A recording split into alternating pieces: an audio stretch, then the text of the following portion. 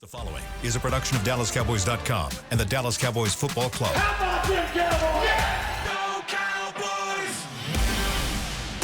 This is Talkin Cowboys. Streaming live from the Dallas Cowboys World Headquarters at the Star in Frisco. C.D. Lamb, touchdown. End zone, Jake Ferguson. Prescott keeps it, and he bangs it in for the touchdown. And now your hosts, Isaiah Stanback, Patrik Walker, Josh Rodriguez, and Kyle Youmans.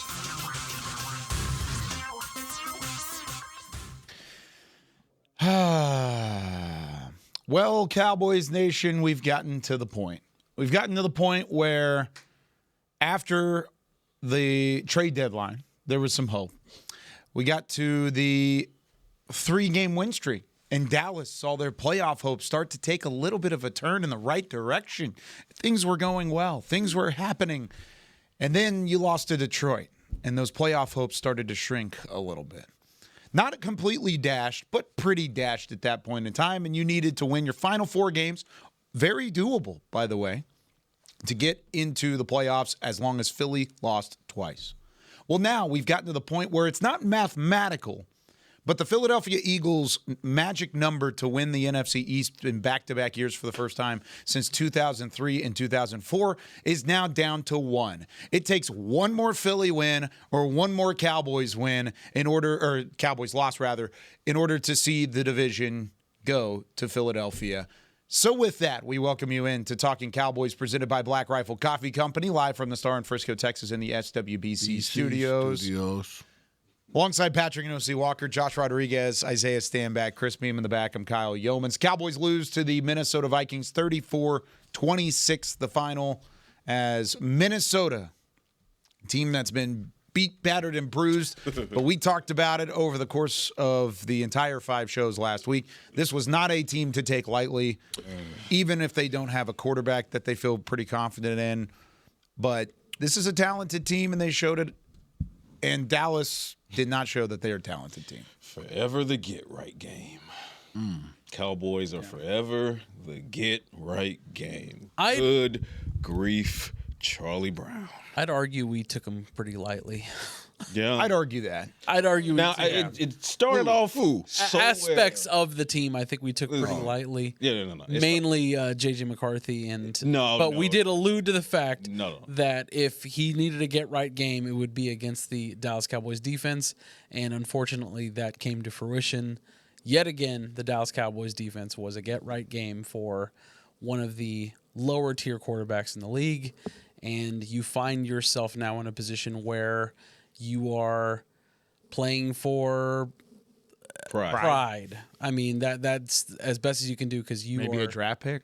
1%, I believe, is it's literally 1%. 1% chance to get into the playoffs, and according to multiple sources, that is not good. That is not 99% chance. Check your sources, buddy. Yeah. No, is the math mathing, Patrik? The math is mathing. Unfortunately, the math is mathing. Started off well. That was fun. You know, you got on the first offensive drive for the Vikings, you get the safety blitz by Dono, got his hands up in the passing lane, tip drill, Quinnen Williams, hey, look what I found, right? Only the second INT in Quinnen Williams' career, first since 2023. That was fun. Cowboys did something that they hadn't been doing these past few games on their first offensive drive. They made it down to the end zone, and they scored the football on the 1-yard touchdown by Javonte Williams. And we were off. We were like, okay, all right. That's how you start a game. Here we go. Fast start, huh? Unfortunately, no. Yeah, fast start. Slow remainder. Red zone, failed red zone trip after red zone trip. Even when you sniffed to the red zone, you were just outside of it. Failed that. Brandon Aubrey missed 2 field goals. Don't care. You know why I don't care? Because Brandon Aubrey has accounted for, in the past 2 games, almost 50% of your offense. Yep. Your defense over these past 2 games, like I said, after looking great over a 3-game span, including against the Chiefs and the Eagles, and within 4 days of each other, fell back apart. Yep. And then your offense feels broken now. Broken. And that I was mulling that coming into this game, but I was like, no. Pickens, he'll bounce back. They looked play broken calling against will get Detroit, better. but maybe that was just Detroit. That's what. Maybe that's yeah, just maybe, just but a no, tough after, game. Yeah, now after seeing this, now the offense is broken. That's rough. So your defense Especially on is third down. Yeah, so you right. So your defense is playing very ungreat, and not the defensive line. Defensive line, Quinnen, Kenny was murdering guys out there. Oh my goodness. Your secondary, your linebacker core outside of DeMarvion Overshown, and now your offense looks very not great. Shouts out to Kevontae Turpin for having a bounce back game though, but. Again, when your kicker over the past 2 games, 15 points in Detroit, 12 points would have been 18? 18 if he would have been hit 18. both. He made those 2, and you still would have lost. Yep. By 2, all things considered. So, yeah, you can't be getting outscored by your kicker. Oh man, 1%. You are so freaking cooked. What are we talking about? Your thoughts, Isaiah? Talking about, man. Yeah, just frustration. Mainly frustration.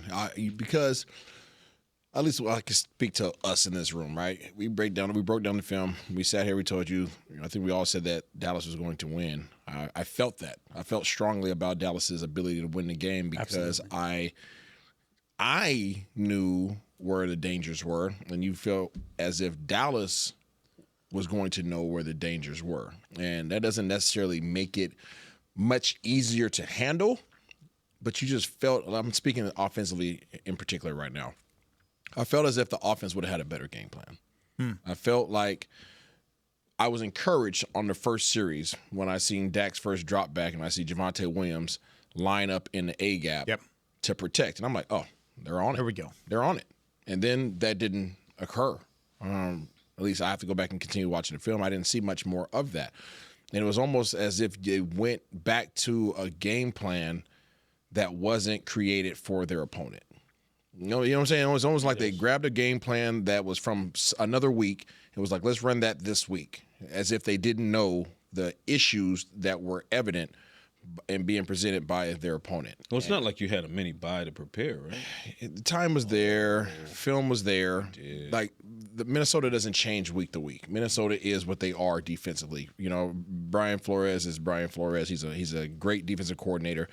As I said earlier in the week on the scouting report, you did. It's easy on his side of the ball. They make it really easy. It's very difficult for you offensively, right? But you have to make some business decisions. You're either going to squeeze your offensive line and protect the interior, or you're going to fan out and somebody's going to be free on the edge, right? Like, it's just one of the choices. And I just felt like Dallas was seemingly caught off guard by this scheme that has never changed. You can go back to all his years of coaching. It's always been the same type of defense. So you would have thought that you would have had something better than what I told Kyle. I said, they're baiting you to run slants. Yeah. Run slants. They're daring you to keep running They did slants. it early in the game, and they didn't do it the rest of the game. Yeah, they're like, keep trying. Keep trying to run slants. We're going to sit in a 2-high shell. We talked about that. We're going to sit in the A gaps. 6 guys across the line of scrimmage. We talked about that. Yeah. And they're going to sit in there on the cornerback's going to sit on the inside shade of the shoulder of your receivers and say, I bet you can't get in on the interior because we know that the middle of the field is vulnerable. We talked about that. Mm-hmm. But yet we didn't see any strategy seemingly for the Dallas Cowboys to conquer that. Early on, we saw Javonte Williams step in the A-gap. Early on, we saw Jake Ferguson lining up detached, right? But there was nothing. Seemingly nothing that was down the middle. You knew Dak was going to be challenged for time. You knew that the middle of the field was going to be open. You can't continue to beat your head against the wall with something that is not built to take on what they were presenting. And that's just the offensive side. Yeah. I remember looking at Barry Church on 2 separate occasions, and with the way that the game was going in the first quarter, telling him, I said, this thing's over. It's like Dallas is about to boat race Minnesota. Because I did. I thought they were the better team. I thought as long as they got off to a quick start, which I knew was going to be tough. I even said it on 105.3 The Fan on Friday. I said it's going to be a frustrating first half because of the way they're going to read the defense. They're going to get going. And all of those things I thought played a factor early. But I still thought because of the interception and the immediate touchdown to start the game, 7-0, bang, just like that. Fun. I was like, oh, man. This is about to be a blowout. I was like, Dallas is about to take care of business. But they never just got grasp of it. They never just took over because even after a stop, then they give it right back, and then Minnesota goes down and scores, right? They score with 2 minutes left in the first quarter, and it's 7-7. Okay, fine, cool. You go down, you score. You go up 14-7, and then Minnesota immediately answers. And the second time I said it to him was when J.J. McCarthy danced into the end zone. He gritted into it. And I'm like, all right, JJ, if you're Josh Allen, you can do that. If you're Joe Burrow, you can do that. But you have more interceptions than you do passing touchdowns. Why are you dancing into the end zone? And I thought that would be enough of a disrespect from a defense that has played well since the post-bye with the exception of Detroit. I thought at that point in time, I was like, they're not going to score again. I think if I was on that defense, I would have been PO'd. I would have been completely angry at what just happened because you're J.J. McCarthy right now. You don't have the ability to do that yet. You can maybe if you end up living up to the top 10 hype. Sure, do that down the line. But right now you have 11 interceptions and 9 touchdowns. You shouldn't be doing that. Instead of that, Dallas never actually crossed the goal line again on the offensive side, and their defense, though they tried their best on a couple of occasions, couldn't stop the passing attack and the weapons on the outside that we talked so much about last week. Jordan Addison, Justin Jefferson. They shut down Jefferson. Okay, fair. And even with that being said, he had multiple touchdown grabs that were overthrown to him. That is true. And he should have had about 80 more yards. That is true. So they did shut him down on the box score. They missed But, oh my God, J.J. McCarthy. Shut him down. Yeah. That's true. There were 2 throws that Patrik Walker could have made from that with no warm-up whatsoever. Absolutely. And elbow and all. Yeah, elbow surgery, I don't care. With all that being said, there were multiple opportunities for you to take charge of that football game, and you didn't. And that's what's more disconcerting to me is because they're trying to build this culture. They're trying to build this team. Even if it doesn't result in playoffs this year, you want them to build in the right direction toward 2026 and 2027 because you have multiple draft picks. You have a young core of guys, and you're probably going to spend some money to either bring some guys back in free agency or go spend in free agency for the second straight offseason. So you want to build in the right direction. They didn't do that. Instead, I thought they took a massive step back over these last 2 weeks. They got out-physicaled against Detroit. That's going to happen. It's a Coach Campbell-led team. Dan Campbell wants to out-physical you. That's the whole game plan. But you got beat down and out-physicaled by the Minnesota Vikings, who were 5-8 coming into the game. That's unacceptable in my opinion, and that's where I'm more disappointed across the board in this football team. I thought you had a chance to win that game. You were the better team, and you just didn't do it. Kyle absolutely cooked just now. Totally in agreement, and it's disappointing because you got punked. Really. Yeah. J.J. McCarthy punked you. And that should Phone check, homie. Seriously, that should be Danced in your hood. the worst of it all, and that's a team playing for nothing. Like you would argue that their fan base is like, you know what? I kind of hope we play tough and lose this game because they were loud in the stadium, and I guarantee at home they were chants of SKOL took over AT&T Stadium. That is so disappointing in a team versus a team that is playing for their lives, playing for the future of the season and the team, and they have a chance in that moment to put away this game, and then but now you're looking at the Chargers. You're like, how? Come on, man. What are we gonna? It doesn't sit right with me that you were out coached by this team. I don't think the coaching staff helped you in many ways. Like Isaiah was alluding to, I don't think that the game plan was great necessarily for the Minnesota Vikings. And a lot of the things that Isaiah brought up on Wednesday and Thursday came to fruition over this week because, I mean, you saw a lot of the pressure coming up the middle, which is exactly what Isaiah was talking about. And just over and over again, the things that we were alluding to, it just seemed like the defense didn't have a good grasp on how they're going to attack you. Oh man! When it was clear from just us watching it, and these are professional coaches we're talking about, professional players, and my goodness, I mean, you look at performances of Kenneth Murray, and granted, we saw Maris Leafau in the field, a guy that we've been wanting to see have more of an impact on defense. Didn't necessarily have a great game. Kenneth Murray had a really, really bad game. Your secondary is questionable right now, just across the board. Yeah. Granted, they were able to shut down Justin Jefferson, like you said, but there were just a lot of instances where J.J. McCarthy statistically they shut him down. Was not that guy to get him the ball. And a better quarterback would have looked like Tom Brady against you. It would have been really put this out there. Like, I know there's gonna be a lot of people that push back and say, "Well, Jefferson only had 22 yards receiving." Listen, I'm saying statistically they held him down. To Kyle's point, he should have had well over 100 yards receiving. Absolutely, 1,000%. There were 2 throws that I remember. One of them would have been a touchdown, and another one should have been a touchdown. And there might have been one more in there. There were chunk plays. There's 2 touchdowns that should. Absolutely, he could have had 4 receptions for 100 yards and 2 touchdowns. Yeah, I mean it's exactly what you guys are saying, but specifically what Kyle is saying, and this is why it's so disconcerting and disappointing. Also, Melvin, I know you're having fun, but we still believe in Javonte. Javonte did what he could. Javonte was great. That second half, man. He went out the game. I want people to give credit where credit's due. Yes. He got put out the game. Yeah, shoulder. Could have easily just said, I'm good. Let Malik handle it. Came back. No. He looked wanted even to smoke. better. He wanted to smoke. Whatever they did to him, it allowed for him to come back. He's going to be sore today. He's going to be hurting today. But he wanted that. He wanted to come back in the game and played through it. And how much did that offense stall in the second quarter when he wasn't present? When he was not in the game. It was not the same offense. We still believe in Javonte. Yeah. But what's disconcerting and disappointing about it is which culture, that's the word, culture. Which version are we looking at? Okay, so you're down 21-0 against the Philadelphia Eagles. Man, awesome. To mount that comeback. That was grit, fantastic. Gumption, cojones, marbles, that's all the things. Highlight of the year. Yes, it was. You were aggressive. You were balls to the wall. You were just like, we're going to take it, period. You did it. 4 games later against Patrik Mahomes and at the time the Kansas City Chiefs. They're going to figure out a way to make the playoffs, et cetera, et cetera, et cetera. You go and you take it from Patrik Mahomes and the Kansas City Chiefs. So, okay, all right. Then you go to Detroit. You get out physical. Yeah, you hate that. But, okay, it's Detroit. Here comes Minnesota. This is the bounce back game, right? You got to get this back right. Man, from the lack of physicality to being just rabidly out-coached to the lack of aggressiveness in the red zone and things like this. It's just like, are you waving the white flag? Like, at certain points in the game, I felt, are you settling for these field goals? Correct me if I'm wrong, Kyle Youmans. We've had the conversation about you have this weapon at kicker. Depend on him.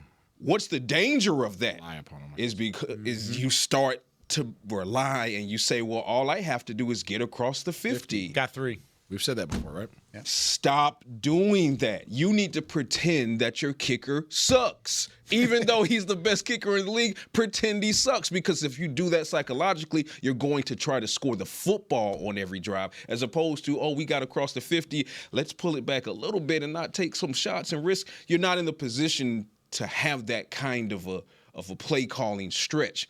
You were in a situation where you had to run the table.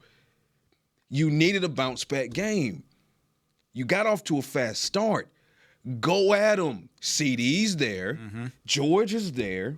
Jake is there. Javonte, when he was in and then he came back, your weapons were there. You were getting Kevontae Turpin involved in offense. Outside of his mistake on special teams that pinned you against your own end zone, that was the one mistake. Other than that, Kevontae Turpin was helping you flip field position with his returns.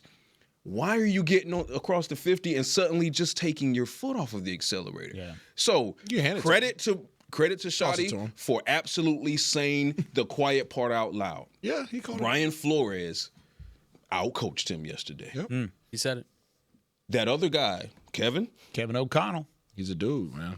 He took Eberflus out back. But we said this though, right? We beat him to within an inch of his life. I know we got to go to break, but everything that we're talking about right now, the reason why we're disappointed, and I talked to my wife about this all the time. Like the word disappointed can only come about when you have expectations that are unmet.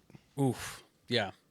Like I can only be disappointed if I have an expectation that you don't meet. Yeah. So the things we're talking about, we sat here and said, I know I sat here and said, this is the 3rd most talented team that you were going to face all season long, that you've had faced all season long, right? Their coaching staff on both sides is absolutely amazing. Offensive coordinator, Kevin O'Connell. They're going to get that thing right. Listen. It's going to be good. And we said, if McCarthy wakes up on that game day and decides that he's going to have a good day, you're in a world of trouble.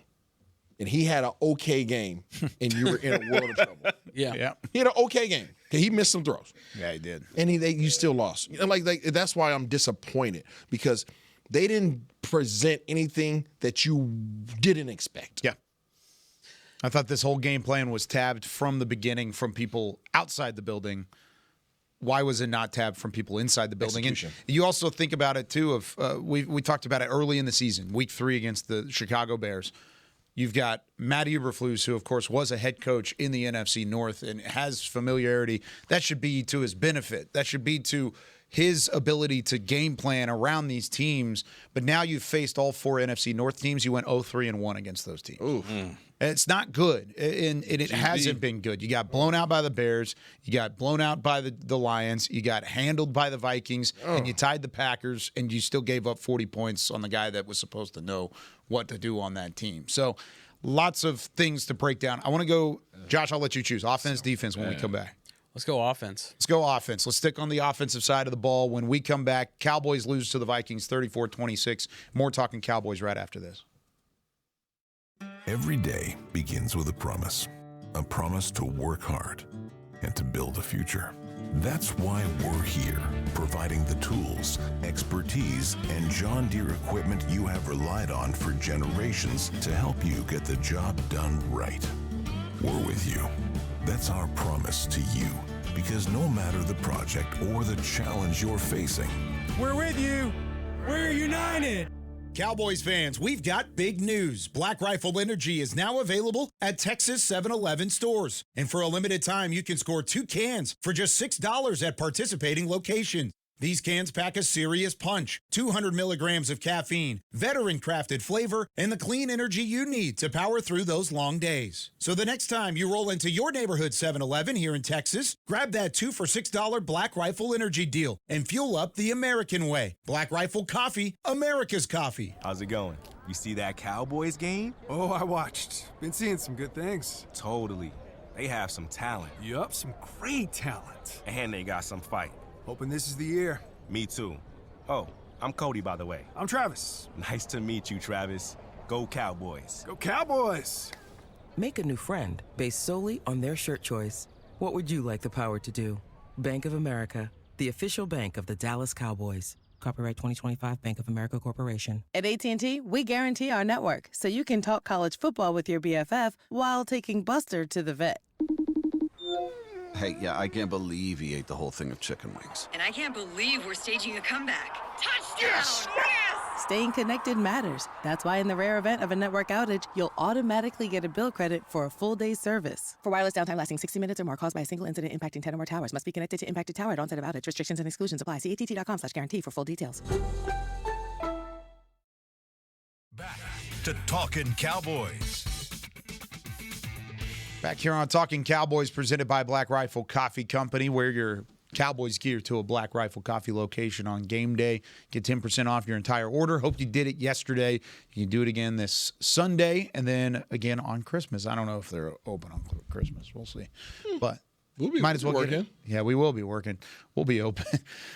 Got something to do that day. Man, that game, that's a different conversation. But when the NFL scheduled that game for Christmas, you guarantee, Cowboys got a new head coach. They got some talent in town. George Pickens is probably going to be pretty good this year. Maybe they'll be contending for the division. Washington's coming off of an NFC title game appearance last year. This is going to be a juggernaut matchup at 1 o'clock on Christmas. It's a stinker. And then now you're like, both teams have been eliminated from playoff contention possibly, and it's Christmas and everybody's at FedEx Field in Landover, Maryland. All right, let's talk about the offense. When you look at the way that it is stalled on multiple occasions these last couple of weeks, especially against Detroit, especially against the Vikings, Josh, where is your number one area of concern for the offense? Tackle, just offensive tackle in general. To me, the protection is just not there for Dak Prescott right now. He doesn't have enough time. I mean, looking even at his passer rating, he didn't throw for his touchdown yesterday, which is a rare sight for Dak Prescott. But 84.8% passer rating. It's just not great for Dak to not have that much time. And granted, we were talking about the pressure that was coming up the middle, but the tackles weren't helping him either. I mean, of course, Nate Thomas goes out. I believe that was the second half, right, when he goes out. It was second half. Yeah. And then Akeem Adeniji came in. And he struggled. And got a holding call. Yeah, it wasn't great, but you just don't see the offensive line clicking on any sort of chemistry at all. I mean, the one thing that they had going for them was the running game, which coaching decided to back off of in the second half when Javonte Williams was looking like a beast out there after coming back from the injury. And then between the 20s, it's like, all right, let's believe in Javonte, but not when we get back into the red zone. I mean, but you showed that in the first quarter. Like the first quarter, you saw that. You could just run 5 times in a row. You're going to get that touchdown. I mean, to me, it's just a lack of belief in what the running game can do. But overall, I just think the chemistry is just not there right now. And I don't know how that works when you have CeeDee Lamb and George Pickens out there. Jake Ferguson, oh, my gosh. I mean, just overall, what a terrible game for the offense. And Brian Flores is a big part to do with that because he was outcoached. Brian Schottenheimer was yesterday. I mean, I think you're set at wide receiver, especially if you keep Pickens around. And you know how I feel about Flanoy as your WR3. You like Flanoy? A little bit. Oh, okay. A little bit. Pretty good player. He was doing things yesterday for sure. Yeah, he was. I really love the potential on Brevin Spann-Ford. Also, shouts out to Brevin Spann-Ford early in that game. There's a particular block that Brevin Spann-Ford did to clear a lane for Javonte Williams.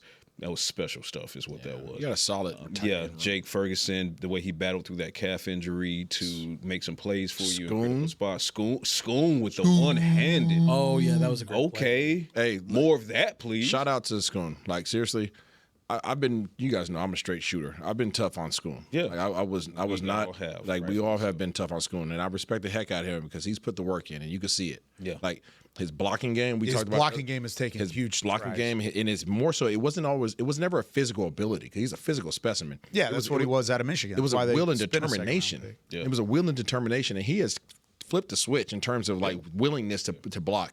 And then you've seen what he can do yesterday with the ability to catch well. I think he's going to be a solid tight end. More of that. I think there was more confidence in his game this year that he didn't have in years previous. For sure. And I don't know if the McCarthy era of coaching necessarily set him up for that. I feel like now he has more of a say in his role in the offense, and at least for me yesterday, you saw that glimpse, that catch, and the run after catch. Shake and bake a little bit. Looked a little bit like a moose trying to, but he was out there doing it. So shouts out to him, man. Keep that going, Schoon. Love to see it. But just by the process of elimination, position to position, running back, keep Javonte. Malik Davis is showing some good things. Still want to see what you can have from Jaden Blue. I need to see Phil Maffa. Maybe add another one late round, undrafted, in April at that position, see how it goes. But process of elimination, I land right where Josh lands. Your offensive interior, Tyler Smith is Tyler Smith. I like Cooper Beebe. Tyler Booker is an animal. Where are the weak spots? Left tackle, right tackle. Tyler Guyton, availability. I said this. Availability. I don't doubt his potential. The availability makes me nervous. He has to stay on the field for long stretches of time. Which is fair. Right. He wasn't available. Nate Thomas goes in. I have concerns about Nate Thomas. And then he gets injured. Now you have Akeem Adeniji. So it looks like you have a depth issue on top of trying to figure out your tackle left and right side. Right. So yeah, for me it's tackle. Like you gotta figure that out.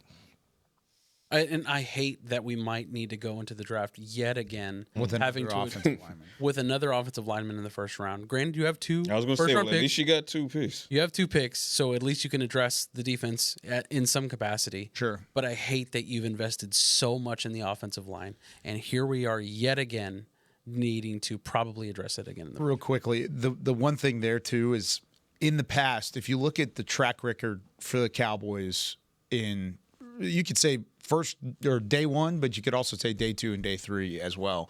But when they've been pigeonholed into a position of need is when they've missed on their draft picks. Defensive tackle, Mozzie Smith. There's one. Check.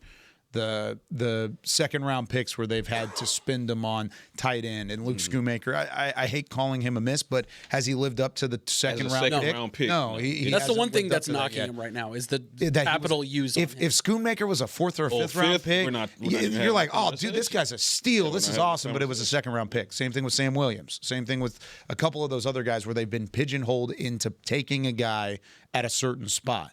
So even though you do have 2 first round picks, and you just went through the math. You don't need a quarterback. You don't need a running back. You don't need a tight end. You don't need interior offensive linemen. You probably don't need a wide receiver as long as you bring back George Pickens. On offense, where are you going to spend your pick? You're going to spend it in one spot, and it would be offensive tackle. The one place you're not pigeonholed is left or right. You can go draft either one of those because if you want to move on from Terrence Steele, you can put Tyler Guyton right back at right tackle and draft a left tackle. Or you could keep Tyler Guyton at left tackle, go draft a right tackle. You're not pigeonholed there. But it's getting to the point where you are set in certain positions, and I'm worried that when we get to draft day, they won't go best player available with those 2 first-round picks. Instead, they're going to try and fill their voids that they have on the roster at the moment. Where are you guys most disappointed position group-wise on this team? Would it be the linebacker? Would it be the defensive backs, or would it be the offensive line this season? Mine would be the linebackers because I was disappointed. Yeah, because I had expectations going in to the year, and even saw some things early where I felt like this linebacking crew would be fine as to what they were. I really liked the group that they brought in. I liked the moves that they made. And now I don't. I don't like the moves. I don't think there's a future there, and I don't think there's a lot that you can do in one. I mean, you can revamp the whole thing in one offseason, but it's not going to just be one move to fix it all. You're going to have to upend the room. Well, what also is concerning there is, and I agree, it is linebackers, but I think it's both a personnel issue, the acquisition of Kenneth Murray in the offseason at the trade deadline with Logan Wilson. You're not utilizing him, and then you utilize him. He didn't look great. Maybe you get him more reps, and he could look better. But that goes to the thing I'm about to say. You have to look at the coordinator and the position coach as well. Those two things cannot be divorced in this conversation. When you talk about culture, and Shadi says a lot, it's a team of competition. Well, when you see Kenneth Murray time and again struggling the way he has been struggling, why did it take so long to, decide, we're going to go with Logan Wilson. Okay. Well, even before the Logan Wilson trade and before DeMarvion Overshown was available, still didn't necessarily see that competition thing come to fruition at the linebacker position because you had Jack Sanborn who was struggling. Right. So it's like there's certain positions where that was true, more so on defense than on the offensive side of the ball. So for me, we can talk about the struggles of Kenneth Murray, and we talk about the struggles of Jack Sanborn when he was healthy. Yeah, you can. You can do all of those things, but make sure when you're having that conversation that you also talk about how important it is to understand when it's time to adapt and adjust and look at a guy and say, you know what, I know I brought you in as my guy, but look here, my guy. Right, but look here, my guy. It's not working out right now, so let's move on to something else. And you didn't see that often enough or early enough for the Cowboys. I want to hear Josh's answer and Isaiah's answer to that question on the other side of the break as we flip to the defensive side of the ball in the 34-26 loss to Minnesota. Plus that stat I gave you earlier, 0-3-1 this year against the NFC North. I got a little something extra to sprinkle on top of that. We'll talk about that stat at all. Yeah, it may not be. When we come back right after this with more Talkin Cowboys. Sprinkles are for winners, Kyle. At AT&T, we guarantee our network so you can talk college football with your BFF while taking Buster to the vet. Hey, yeah, I can't believe he ate the whole thing of chicken wings. And I can't believe we're staging a comeback. Touchdown! Yes! Staying connected matters. That's why in the rare event of a network outage, you'll automatically get a bill credit for a full day's service. For wireless downtime lasting 60 minutes or more caused by a single incident impacting 10 or more towers, must be connected to impacted tower at onset of outage. Restrictions and exclusions apply. See att.com/guarantee for full details. It's the official men's skincare brand of the Dallas Cowboys, Jack Black. And right now, Cowboys fans can get 15% off their $75 order. Plus, because every deal needs a playmaker, your order will include a free 5-piece skincare set and free shipping. The Jack Black Playmaker is 4 of Jack's favorites and a full-sized intense therapy lip balm. Make a play for the Playmaker at getjackblack.com/Cowboys with the code CowboysVIP. That's getjackblack.com/Cowboys with the code CowboysVIP. If you shout, "How about them Cowboys?" you have that undeniable passion that's the heart of Cowboys Nation. And if you like to drink Dr. Pepper, you love the unique blend of its 23 flavors. Together, your one-of-a-kind fandom paired with the one-of-a-kind taste of a delicious ice-cold Dr. Pepper is the game day lineup that can't be beat. Better yet, gather your Cowboys and Dr. Pepper fan friends to watch the next game and crack open a delicious ice-cold Dr. Pepper for everyone. The wins will be even tastier. It's a pepper thing. Cowboys fans, we've got big news. Black Rifle Energy is now available at Texas 7-Eleven stores. And for a limited time, you can score 2 cans for just $6 at participating locations. These cans pack a serious punch, 200 milligrams of caffeine, veteran-crafted flavor, and the clean energy you need to power through those long days. So the next time you roll into your neighborhood 7-Eleven here in Texas, grab that 2 for $6 Black Rifle Energy deal and fuel up the American way. Black Rifle Coffee, America's coffee. Back to Talkin Cowboys.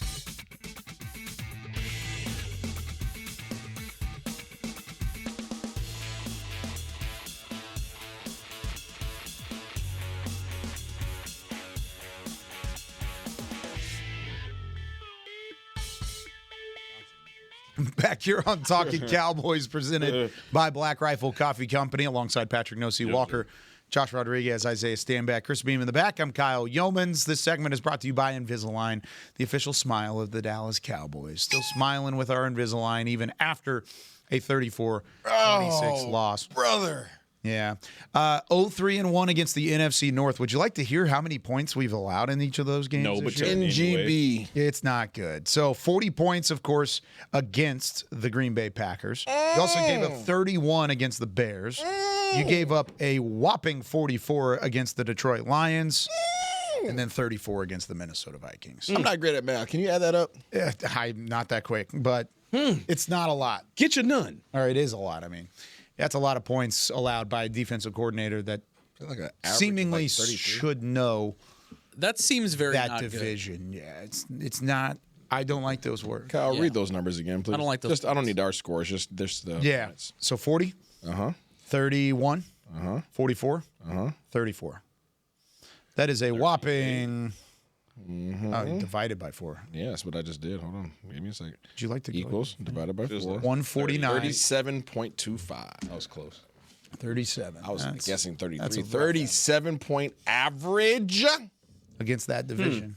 It's a tough division. It's a good division. So you would have to score more than 37 in each of those games to have a shot on average. Yeah. That's a good reason. All right. Even for this offense, man. Isaiah asked the question, what part of this team are you disappointed have you been most disappointed in from your expectations to start the year? Josh, I want to hear your answer. Well, according to your definition of disappointment, yes, there has to be an expectation you have for that position level. Correct.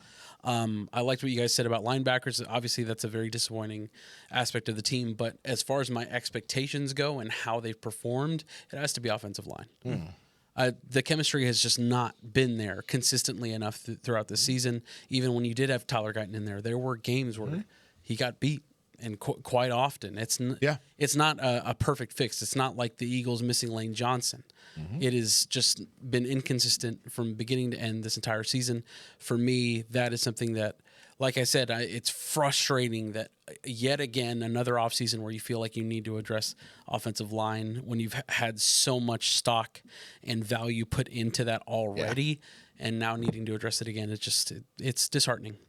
It's a hard decision for me between offensive line and defensive backs.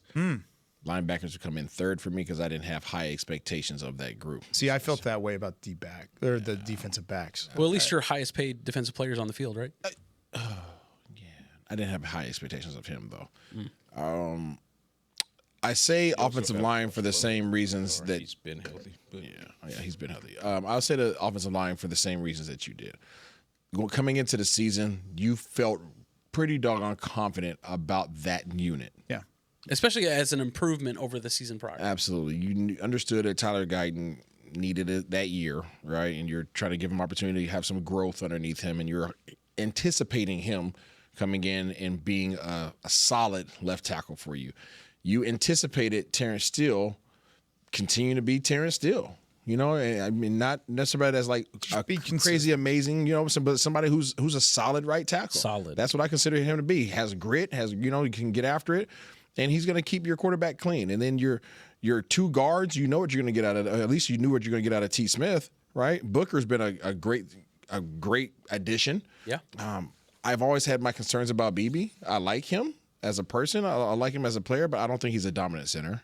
I just don't. I think he's outmatched when you face some of these more, dominant interior defensive linemen. I just think that he is. So I think that's an aspect of his game that he has to continue to develop. The defensive back room, reason why I argue that point is because you expected Deron Bland to play better than what he's playing. You expected Trayvon Diggs to at least be present, even though there's questions. I at least personally had questions revolving around I'll just say I had questions revolving around Trayvon Diggs. But the expectation that he was going to be on this team this year? He's going to be on the field, yes. Mm-hmm. He's been available since his contract extension for 30%. 30% of the games. $97 million contract. I don't count people's money. It's public. $97 million. And I said this on CBS, the pregame show yesterday. It's frustrating from a former player's perspective. I never got to see that kind of money. I never even sniffed that money. However, that is what you fear as a player when guys get their big contracts. It gives players a bad rap. Mm-hmm. It gives owners hesitation. This is the example. This is literally why owners are hesitant to give players money. And I hate to say that, but it's the truth. This type of availability, this type of leadership, this type of approach to the game, just from what I see, don't know, just what I see. Your perspective. My perspective from my little eyes that wander at training camp and wander around the building and wander on the .com. It's disheartening, man. Yeah. It's really disheartening. I expected more out of that unit. I was still questioning who was going to be the third guy. You have a veteran safety unit that far underperformed. Yes, they were being put into positions that weren't necessarily their strong suits, but they're still veteran safeties. You expected them to adapt. Yeah. So I am torn between the O-line and the secondary. I would have to lean more towards O-line because I think that was a more solid unit. Mm-hmm. But you coming into this season, you felt like you had two solid corners. Yeah, you do. And you felt like you had two safeties that were veterans that can do whatever was going to be asked of them of their new defensive coordinator. Neither unit has been great. And I know, and I just saw it in the comments, someone is like, well, you could have just paid Micah. We're not going down that road because if you want to go down that road. Did you see Kenny Clark yesterday? Right. and you still like one? I will say, if you want to go down that road, then to Isaiah's point about the defensive backs, then don't get mad at me when I remind you that you should have kept Jordan Lewis. Yep. Not only was he one of your best corners and one of the best corners in the league. Leader. He was the tone setter. Yeah. He was the vocal leader in that room. You removed that, and Deron Bland is not the vocal leader. That's not his bag. That's not what he does. Trayvon Diggs is not a vocal leader. That's not what he does. And then, of course, you now see how things have devolved between Trayvon Diggs and the organization, going back to the whole, rehab, the contract clause situation, right? It's not been right since then. It got worse when they traded Michael Way. You had all of this going on in the defensive backs room, and you took the stabilizing force, the vocal leader, the physical tone setter, the locker room guy, the gimbal, and you said, we're not going to pay you. Yeah. Bad decision. So all I'm saying is that absolutely plays into one of the biggest reasons this defensive backs room has taken a huge step back. The other one, in my opinion, and I'm on the record of saying this, so I'll say it again, you should have kept Al Harris in the building. Point blank, period. I'm not coming off that hill. Those two things. Yes. Those two guys walking out of this building set you back monumentally in the defensive backcourt. I agree. The other thing about the corners and the defensive backs as well, and this is part of the argument that we had going into the trade deadline. Do you want an edge rusher? Do you want a defensive tackle? Mm-hmm. The moves that they've made to this point, adding Quinnen Williams, adding Kenny Clark, have done exactly what they set out to do. Stop the run and be dominant at the line of scrimmage. They have done that. Even yesterday in a loss, they allowed just 77 yards rushing, 34 yards on 12 carries for Aaron Jones, who's traditionally run all over you. Yep. So you have improved and become a solid run defense. And even last week against Detroit, they went over 100 yards as a group, but it wasn't just one unit that was taking care of business. One thing that I will say is when you have sold out to stop the run the way that this front office has and the way that this team has, it's going to leave you vulnerable in the secondary. And the lack of pass rush, I think the pass rush initially last year hit a lot of the problems in the secondary. I think it hit a lot of the inconsistencies, hit a lot of the discrepancies from your defensive backs, and now you're starting to see it hit the limelight because you're not getting the pressure that you normally would on the inside and with that pass rush. So I think a lot of it does go together, and the secondary's having to adjust because they have more time to cover, and thus they're getting beat. But then there are certain plays where you and I have talked about it in the booth last night, where Deron Bland's getting beat off the line of scrimmage. Kalen Carson's getting beat off the line of scrimmage. Multiple times where you could win your battle immediately. That's not on the pass rush, but there are other ways that the pass rush has affected things. Let me say this real quick before you say it. Someone asked how Jordan Lewis is doing in Jacksonville. I don't know if you're being facetious or not, but let me tell you. Jordan Lewis has allowed just 4.7 yards per target in coverage this season, the second fewest amongst slot cornerbacks with at least 20 targets. He is still one of the best corners in the league, and he's on pace to best his career best interception tally, which was 3. He has 2, and he still has several more games to go. He was never respected here the way that. So that answers that question. Jordan Lewis is actually doing very well. They didn't value him the way that everybody else valued him. What were you going to say on that? No, I was just going to say the Deron Bland thing. I'll let Josh. Oh, okay. I'm pretty sure when he cuts the film on, he's self-evaluating, self-checking himself. Mm-hmm. I think he expects more of himself as well. So we're not saying anything that he's not going to hold a standard that he's not going to hold himself to. I believe he is of the character that is going to figure it out, whether it's throughout the remainder of the season or whether it's during the offseason. I think he will take accountability for his lack of execution and lack of performance because we expect more because we've seen more. Mm-hmm. And I think that he probably feels that same way about himself. I don't have issues about him bouncing back. It is what it is right now. I see it being better in the future, but in terms of right now, what we're seeing, he's not handling his one-on-ones. He is CB1 right now. He's CB1 right now. Yeah, and we're not seeing it. Yeah, I think what you're saying about stopping the run and the defensive line, to me, that should only make your secondary better. And you saw that when Quinnen Williams first came to the Cowboys. You saw that for the first 3 games. He's getting pressure. He's getting pressure. Yeah. Kenny Clark's looking great, and Osa's looking great. To me, the real reason why you're getting killed in the secondary is scheme. And to me, that's a problem that you really need to address. It's bad. That's going to do it for us here on Talkin Cowboys. Appreciate you following up on a loss and on a Monday where I know a lot of Cowboys fans are frustrated, but we're here for you. We're here to talk about it. We're going to be back tomorrow, and if you want to voice some of your opinions and voice some of your frustrations in a clean, family-friendly environment, please do so tomorrow on Talkin Tuesday, 888-855. Not tomorrow. We're doing charity work. Oh, dang, you're right. We are doing charity work. We're giving back to the community. So, forget your thoughts, guys. Yeah, you're not calling in at all this week because we've got to go serve the community. Yeah, Salvation Army tomorrow. Sorry, guys. Didn't mean to do that. Yeah, no podcast tomorrow. We will be back on Wednesday, maybe just to make up for it. I'll take a couple calls that day, too. Love that. Just to make sure we get a couple of those calls in. But we'll be back on Wednesday, 9 a.m., to break it all down for you here on Talkin Cowboys. For Patrik Walker, Josh Rodriguez, Isaiah Stanback, Chris Beam in the back, I'm Kyle Youmans saying so So long from Talking Cowboys. We'll see you tomorrow, Cowboys Nation. No, Wednesday, Cowboys Nation. This has been a production of DallasCowboys.com and the Dallas Cowboys Football Club. How about them Cowboys?